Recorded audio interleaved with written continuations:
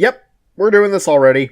Was anyone really surprised? In fact, we're going to keep at this for another 32 episodes. But with that said, this episode has done something that's infuriated me slightly, but we'll get to that. For now, let's dive into the episode, Take 10. This episode starts off with 3 burglars using robotic bug parts, including a spider, a mantis, and a lobster?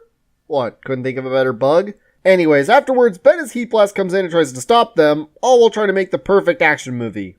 Wait, what's my motivation again? Ben, no, don't do this. They're now going to— and they got away! We cut back to the Rust Bucket where they're fighting over what kind of movie they should make. Gwen feels a comedy is better while Ben is obsessed with making the perfect action flick.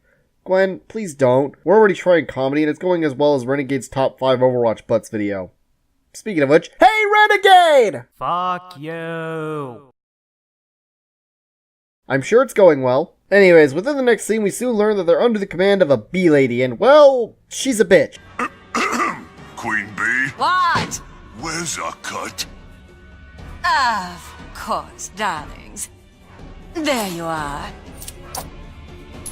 Not much to say other than that, so we cut back to Ben and Gwen in the scene while they're still arguing over how they should make the film. Ben is acting very controlling, and yes, that's important to note. They then see the bug burglars escape through a manhole through a zoom-in and enhanced joke that's just as dumb as it sounds. When we cut back to the bee lady and— I want those diamonds hoarded by Carrot, and if you're off by 1/10 of a milligram, I will have you dipped in honey and dropped in a bear cave. You hear that? That's the sound of a World of Warcraft player leveling their blacksmithing. When we come back to the bee lady, who is shown that she has a lot more guys, and they seem to be sorting through all the loot. As she's being even more of a bitch, maybe that's her superpower, Ben is cannibal then bursts in, making bee puns. Hey, did you hear the buzz? You better behave yourself and turn yourself in, or I'm gonna make you be gone.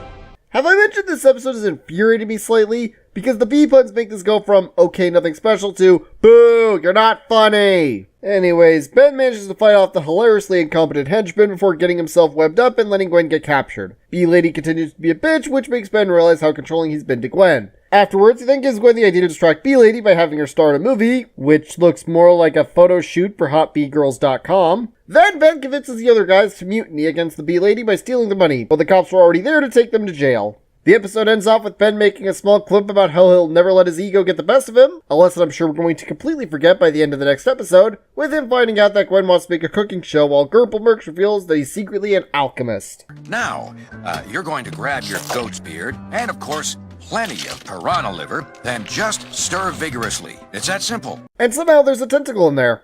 Whatever, the episode's over. Ignoring the bee puns, this is the second best episode so far. The action is fine, if a bit weak, and they did a better job handling the lesson at the end of this episode than they did in the first episode where they changed their mind halfway through. The only other episode to top this is the second one, but that's because it was much better paced and such. It's just too bad that the episode was simply okay, which is how I'd rate this one. Simply okay. What can make it better, you ask? Go back to the more action-oriented side. I still don't understand what's so wrong with being more focused on action. Well, I said this once and was immediately disappointed, but I do hope this series gets better. But if they really want to be comedic, maybe they shouldn't use fucking puns to make their jokes. Oh, and not have overused memes in there.